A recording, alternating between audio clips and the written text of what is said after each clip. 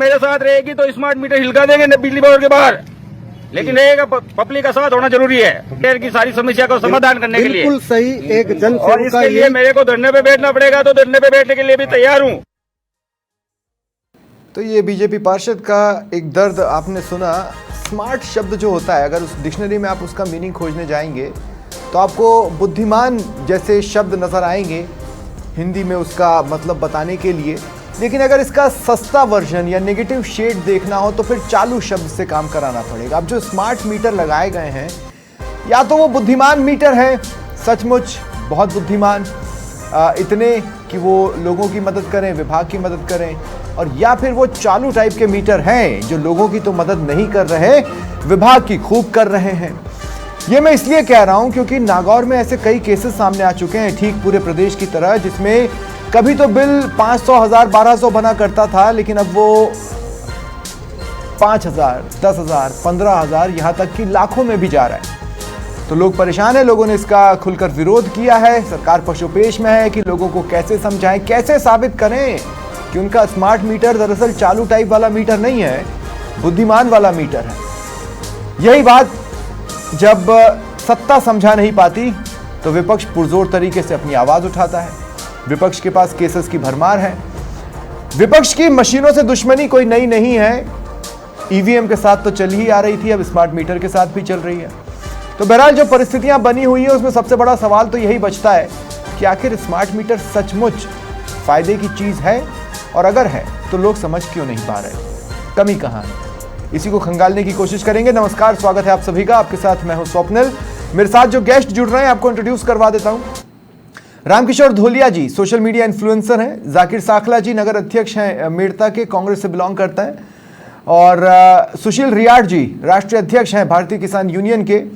और मेरे सहयोगी संदीप बोहरा भी कुछ ही देर में मेरे साथ जुड़ेंगे। और बीजेपी के गेस्ट को भी मैं एक्सपेक्ट कर रहा हूं, मैं अनाउंस कर देता हूं, राम अवतार लेगा बीजेपी मंडल अध्यक्ष हैं इंदावड़ से, वो भी जुड़ेंगे। आप सभी का स्वागत है समाचार प्लस पर।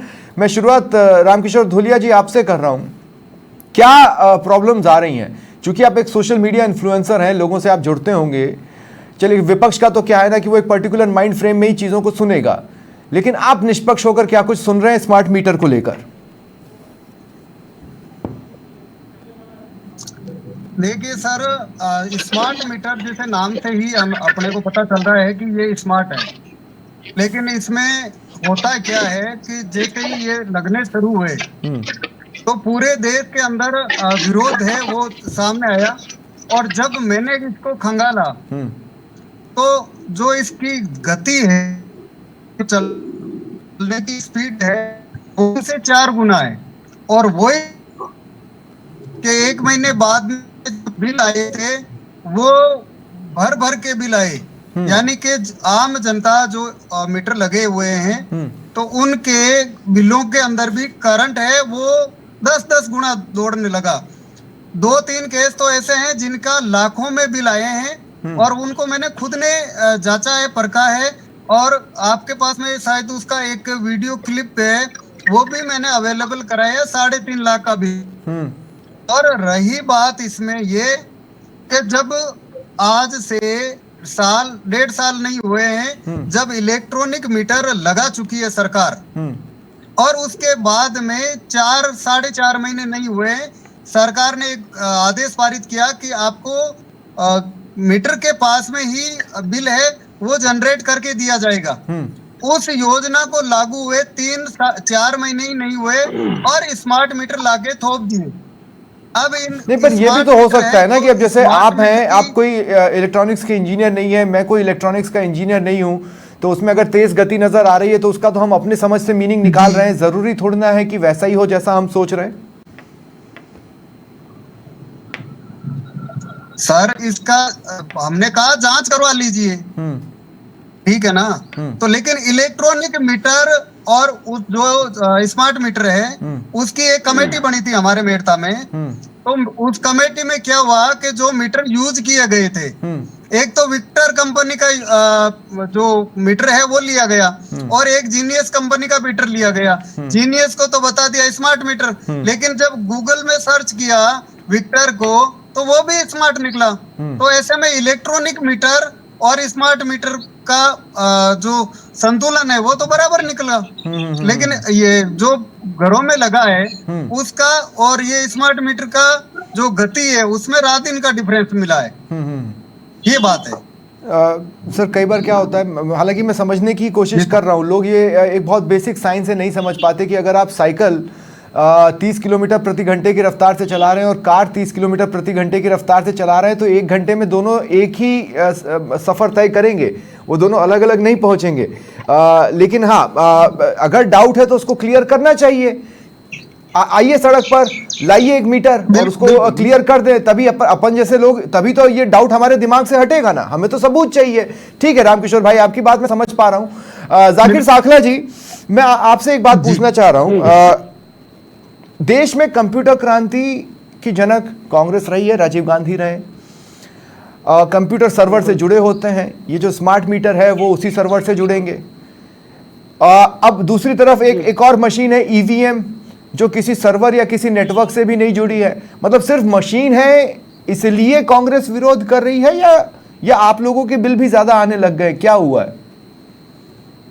देखिए सर, पहले तो मैं बता दूं कि ये कोई स्मार्ट मीटर योजना नहीं है, ये है स्मार्ट मित्र योजना।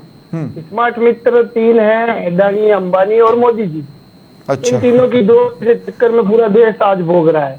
इनकी स्मार्ट मित्र योजना यहाँ पर इम्प्लीमेंट करना चाह रहे हैं। अब मैं ये बताना चाहता हूँ कि स्मार्ट मीटर की अभी जरूरत क्या है? ज्यादा से ज्यादा घर बैठे अपने को रीडिंग मिल जाएगी।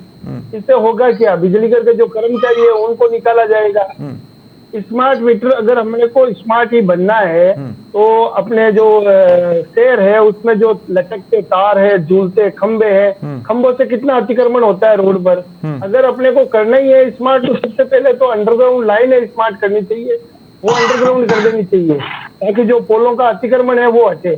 क्योंकि हर पोल आप देखते हो सड़क पर। जाकिर भाई 2 सेकंड। जाकिर भाई मैं थोड़ा सा समझना चाहता हूँ। जब आप कंप्यूटर लाए थे तभी तो लोगों को ये डर था ना कि लोग नौकरी से निकाले जाएंगे, था कि नहीं था?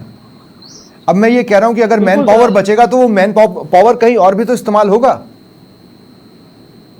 नहीं सर, उसकी मैं तो आप एक बात बताइए मेरे को, मोदी जी के पोस्टर आप देखते हैं, मुख्यमंत्री जी के हर योजना के पोस्टर आप अखबार में इतने बड़े बड़े देखते हो, लेकिन इस स्मार्ट योजना का आज तक इन्होंने कहीं पे भी विज्ञापन क्यों नहीं डाला? क्योंकि इनको पता है, इनकी मजबूरी है सरकार की कि भाई मित्रता के चक्कर में ये चलानी खामी क्या है? आप अगर मैं आपसे कहूं कि स्मार्ट मीटर की खामी बताइए और उसको उधेड़ कर रख दीजिए तो आप क्या बताएंगे? ये जी नहीं, ये पुराने मीटर में क्या दिक्कत है सर? पुराने मीटर वही रीडिंग बता रहे हैं। अरे तो टाइपराइटर में क्या दिक्कत थी? कंप्यूटर लाए थे ना हम।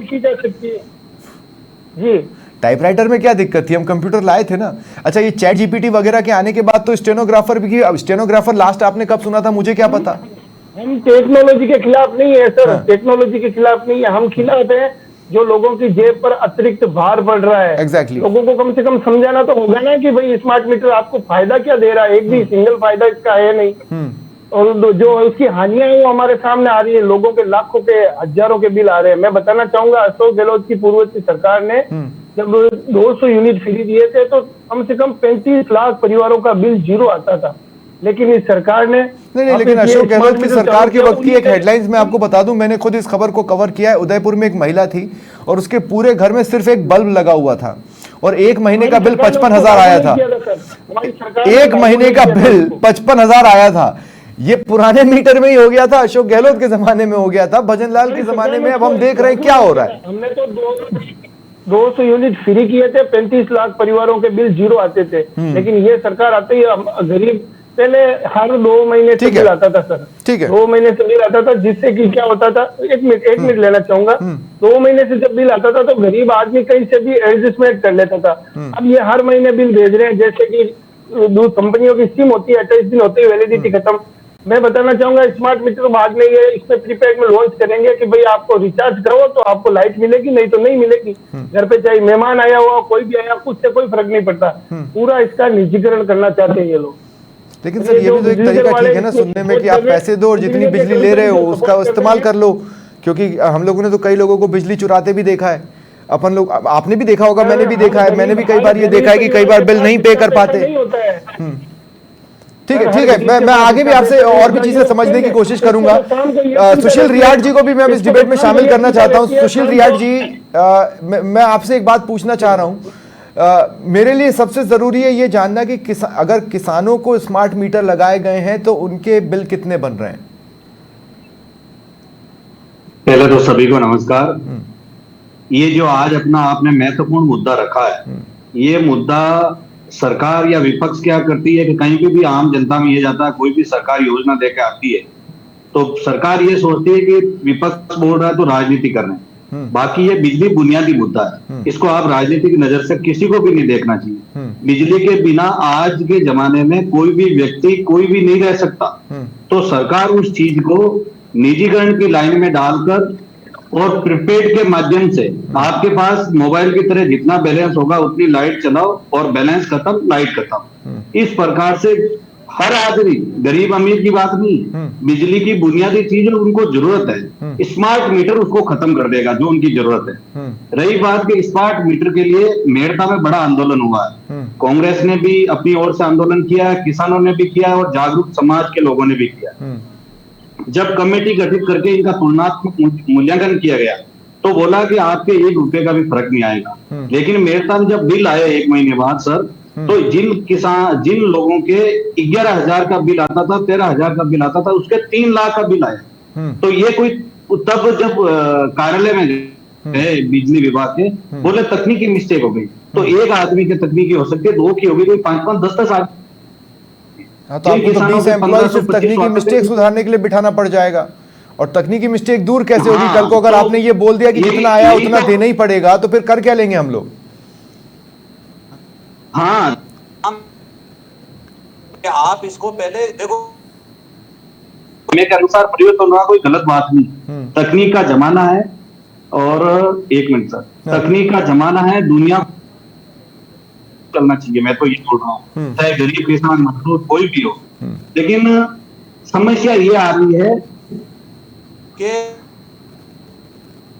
क्या लॉजिक है, पूरे राजस्थान में एक ही कंपनी को ठेका दिया गया। इसके पीछे का बैकग्राउंड किसी को समझ में नहीं आ रहा है। फिर जिस प्रकार से जैसलमेर, बाड़मेर और बीकानेर में सोलर प्लांट लग रहे हैं, उनकी पूरी लाइनें पूरे राजस्थान में आप ताजुब करोगे, चूरू में 41 लाइनें निकल रही है, 41। आज मेरता में 3 लाइनें शुरू हो गई है। तो इस प्रकार से लाइनें जब निकलेगी, प्राइवेट पूरा 100% ये निजीकरण हो जाएगा। तो तकनीकी रूप से जो अभी बिल आए, तथ्यात्मक रूप से स्मार्ट। लेकिन सुशील भाई मुझे एक बात बताइए, निजीकरण में निजी कंपनियों पर सरकार का कंट्रोल हो और नहीं तो फिर सरकार डायरेक्ट इस चीज को संभालती रहे, में से बेहतर तो निजी होगा ना। आप देखिए सड़कें वो बेहतर हैं जो प्राइवेट ठेकेदार टोल पर उठा कर रखे हैं। देखो, निजी सभी चीजें ये सबको पता है, लेकिन आपने कोरोना में देखा कि निजीकरण का क्या हाल हुआ देश की जनता के साथ। सही है, ठीक है। हाँ, तो ये डर तो बना ही रहेगा। लोगों ने अपने नाम खुद कमाए हैं, खुद बिगाड़े हैं, ये डर तो हमेशा बना रहेगा, इसमें कोई दो राय नहीं है। बना नहीं रहेगा। नहीं, ये कोरोना में सरकारी उपक्रम थे, उन्होंने लोगों की जान बचाई है। बिल्कुल ठीक है, ठीक है। मैं बीजेपी से अब रिएक्शन लेना चाहता हूँ। राम अवतार लेगा जी, मैं आपके पास आ रहा हूं और आपके पास आते हुए मैं चाहता हूं कि आपको एक बाइट सुनाऊं जो हम नहीं कह रहे हैं या अभी हमारे तमाम गेस्ट ने नहीं कहा है, वो एक बीजेपी पार्षद कह रहे हैं। मैंने कार्यक्रम के शुरुआत में वो बाइट चलाई थी, मैं एक बार चाहता हूं आप दोबारा सुने क्योंकि आप थोड़ा सा लेट जुड़े हैं। पीसीआर से मैं कहूंगा राजेश भाई एक बार उस बाइट को दोबारा चलाइए आप, मजेदार बाइट है। पब्लिक मेरे साथ रहेगी तो स्मार्ट मीटर हिलका देंगे बिजली बोर्ड के बाहर, लेकिन रहेगा पब्लिक का साथ होना जरूरी है शहर की सारी समस्या को समाधान करने के लिए। बिल्कुल सही, एक जन और इसके लिए मेरे को धरने पे बैठना पड़ेगा तो धरने पे बैठने के लिए भी तैयार हूँ। ठीक है, तो राम अवतार जी ये बीजेपी पार्षद है जो कह रहे हैं कि धरने पे बैठना पड़ा तो बैठ जाएंगे।